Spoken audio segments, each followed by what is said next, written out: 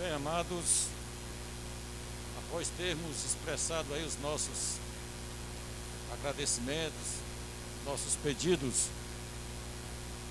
depois temos ouvido aí a bela música do irmão Eliezer, né? É o cantor oficial dessa igreja.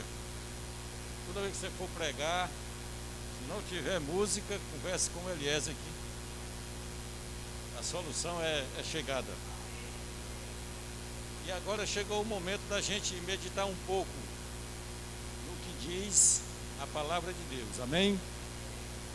Queremos agradecer a sua presença, como também os fiéis que nos acompanham pelas redes sociais, ou em uma outra oportunidade de chegar a ver esse momento, que possam verdadeiramente serem tocados pelo poder do Espírito Santo. Vamos abrir a Bíblia no livro de Mateus, capítulo 4.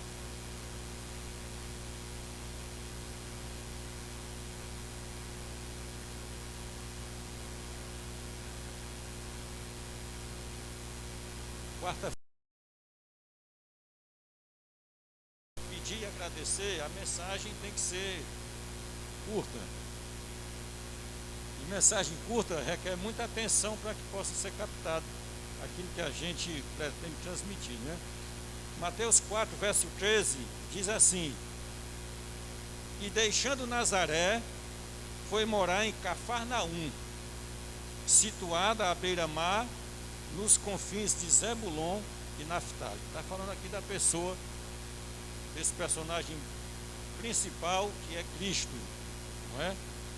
Agora, por que escolheu Cafarnaum? Se você ler os textos seguintes, diz que foi em cumprimento à profecia para que a razão pela qual ele escolheu.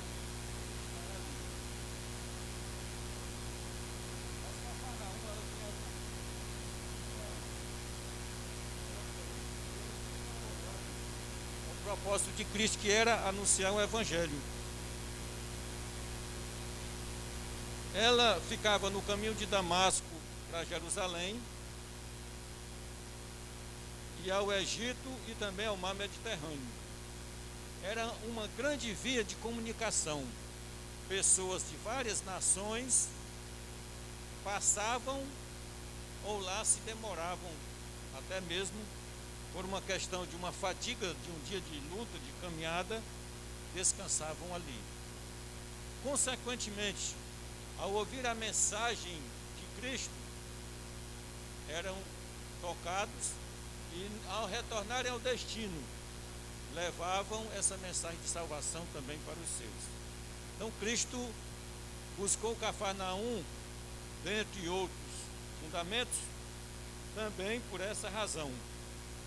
E ele também não fazia escolha de público, não é? Ele se dirigia tanto a ricos como a pobres, cultos como indoutos, e enfermos, sãos, ou sejam, quais forem as circunstâncias em que as pessoas se encontravam. Em todos os seus temas, Deus era exaltado, Deus era revelado. E ele buscava tirar dos ouvintes as preocupações terrenas e levá-los a ver a glória que a vida eterna lhes daria. Ensinava que o céu e a terra se acham coligados. Às vezes a gente é tendencioso a achar que, em função de muitos problemas que esse mundo está vivendo, a gente passa a pensar, ou é tentado a pensar, que Deus nos esqueceu. Mas na verdade, não. Ele sempre está em busca de conectar o homem com o céu. E num sábado, irmãos, ele foi à sinagoga e diz o Espírito de Profecia que o número de pessoas era tão grande que alguns tiveram que voltar pelo fato de não haver espaço. Nossa, o quanto Cristo atraía para si as pessoas e, consequentemente, quão desfavorável era não encontrar um lugar, um ambiente para poder ouvi-lo. numa dessas, e nessa experiência, ele estava pregando exatamente sobre a necessidade de ser levado a Deus, bem como se libertar das garras de Satanás. Agora nós vamos abrir a Bíblia em Lucas, capítulo 4.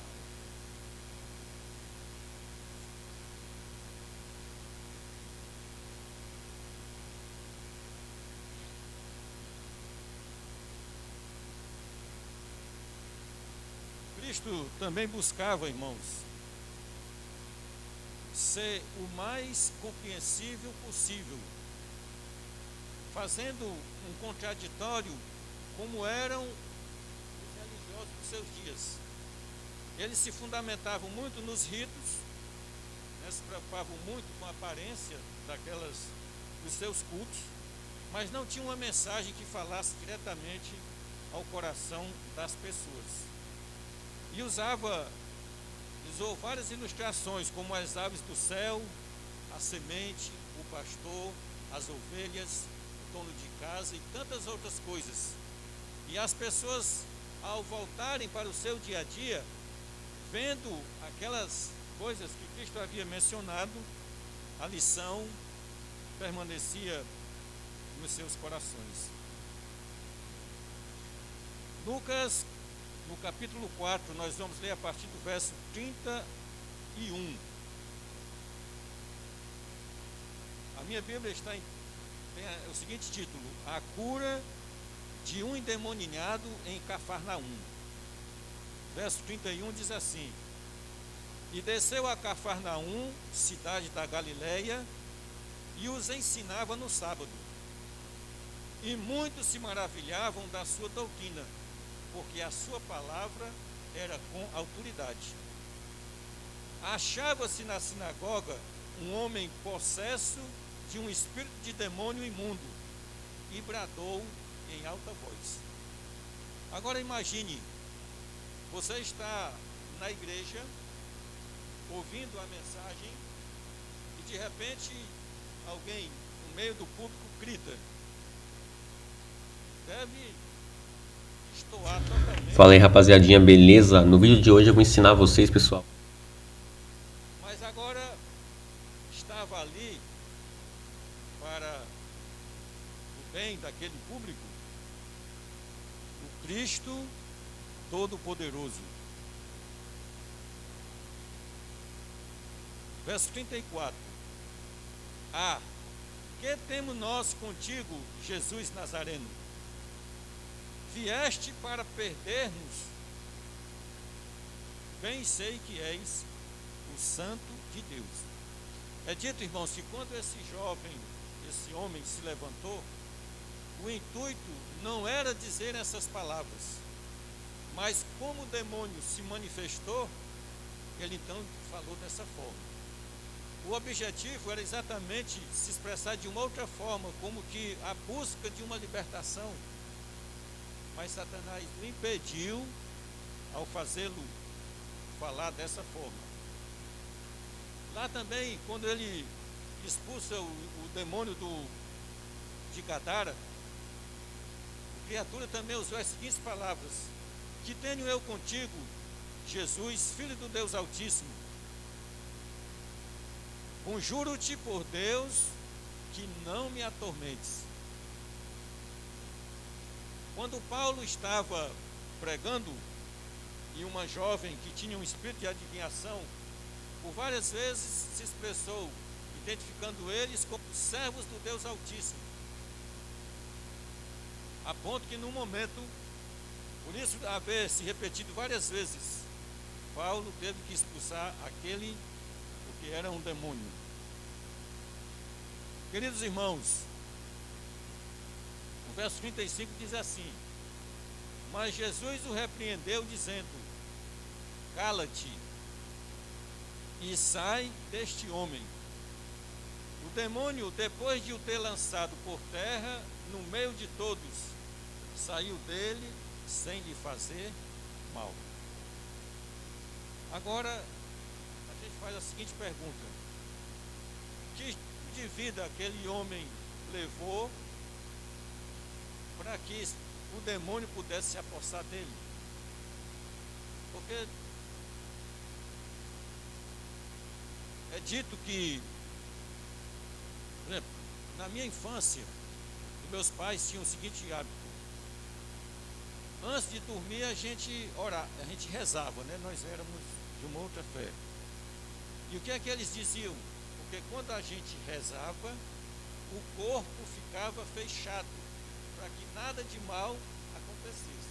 Eu ouvi muito isso e acreditávamos, né? Porque o orar, o rezar, buscar a Deus, não é? Tem o objetivo de quem busca é exatamente se sentir protegido pelo Deus, o próprio Deus que nos criou.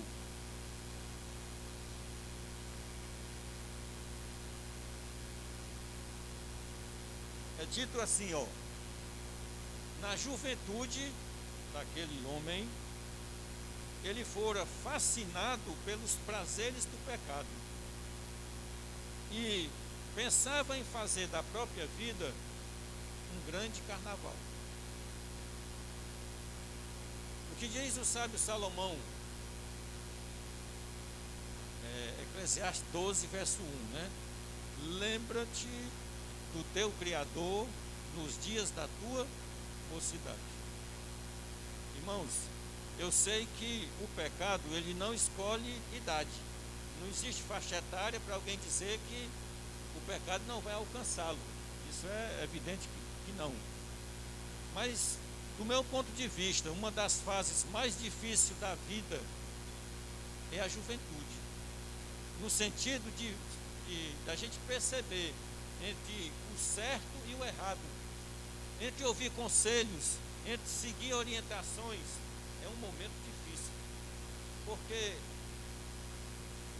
a força, o vigor, a inexperiência, ouvir outras pessoas, a gente acha, né, que nessa fase nada de mal vai nos acontecer. E os conselhos das pessoas mais experientes não são aceitas, porque julgam ser orientações antiquadas. É da época deles. Hoje nós estamos vivendo uma nova experiência. O mundo evoluiu. E outros até dizem: não, teus pais estão querendo te meter medo. Viva a vida da forma como você julgar melhor. Mas o sábio Salomão diz que a liberdade de escolha me permite fazer verdadeiramente aquilo que eu julgo ser direito. Sabedor de que um dia nós seremos chamados a um ajuste de contas pelas decisões que tomamos. Das práticas que levou aquele jovem a dar lugar à manifestação do inimigo foi, por incrível que pareça, e talvez muitos dos ouvintes não concordem, mas foi a intemperança. Talvez você pense assim, que ser intemperante é só comer de forma exagerada. Talvez se você pense que a glutonaria seja só exceder no comer. Mas a intemperança ela pode ser aplicada em qualquer outro padrão de vida.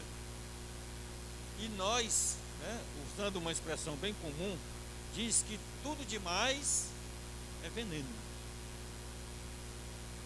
O melhor que seja a coisa, o excesso vai se tornar um veneno.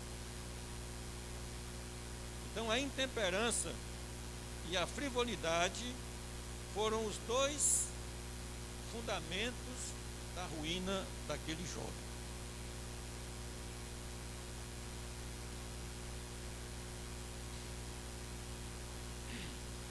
Aquele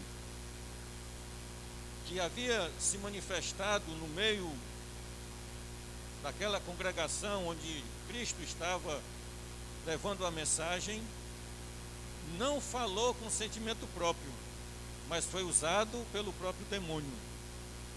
E é lógico, irmãos, que todas as vezes que eu e você nos manifestamos a fazer a vontade de Deus, o inimigo se opõe. Né? Ele quer que todos nós continuemos na cegueira de uma vida de pecado, em hábitos não equilibrados, porque então ele vai ter como nos controlar. E uma vez que nos voltamos para Cristo, nossa mente vai ser aberta, como assim foi, e reconhecendo as práticas pecaminosas que tínhamos, podemos, pelo poder de Deus, ser transformados. O público, depois de viver aquela experiência de alarme, sem entender o que vinha acontecendo, depois se expressaram assim.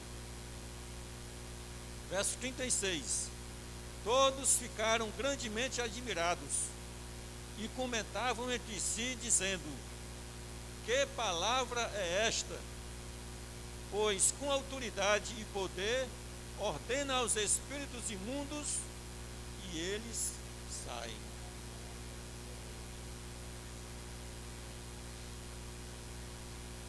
Eu não tenho lido tudo que a igreja tem oferecido, mas eu faço uma pergunta para você. Você já leu, já ouviu alguma mensagem, algum comentário de que os líderes religiosos daquela época haviam expulsado algum demônio?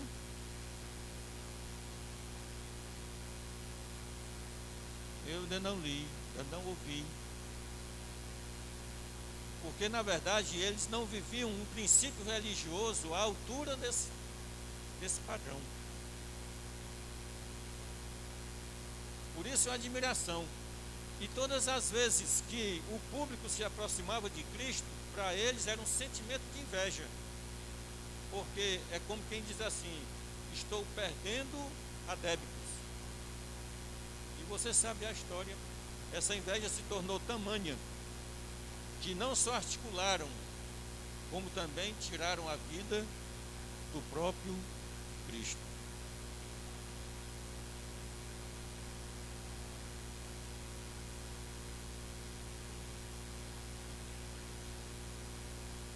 Muito bem, e o verso 37 diz assim: e a sua fama corria por todos os lugares da circunvizinhança.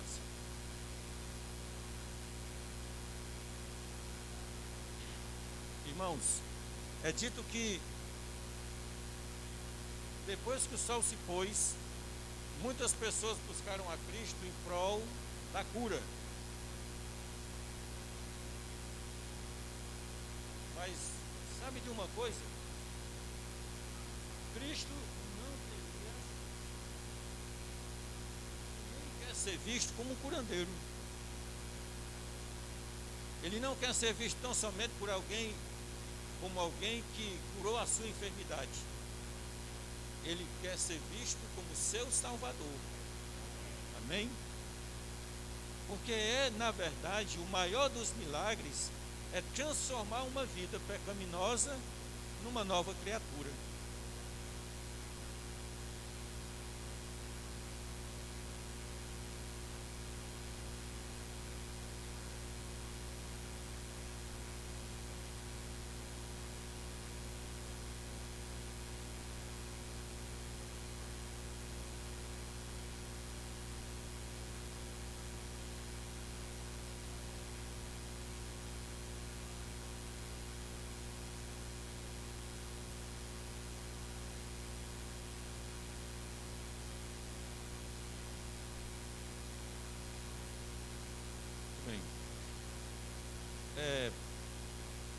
Não que uma enfermidade não requer o seu devido cuidado.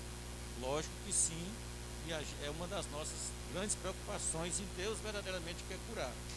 Mas Ele não quer ficar só aí, curar a minha enfermidade e me deixar numa vida de pecado. Não.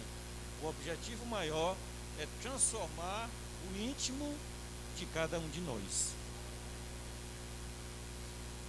Hoje, o inimigo ainda também tem cativos. Talvez nós não vejamos aquelas manifestações como no passado, que o demônio usava de tal modo que assustava as pessoas, que causava danos, tanto ao público como àquele que ele possuía. Mas hoje, irmãos, as drogas, o álcool, as orgias, os prazeres, os jogos, a violência, mentiras, dentre outros males, não são obras de Satanás? Sim. Muito bem, pode ser uma mudança de estratégia. E todo ser humano que as pratica funcionadas, é como se fosse um instrumento nas mãos do inimigo.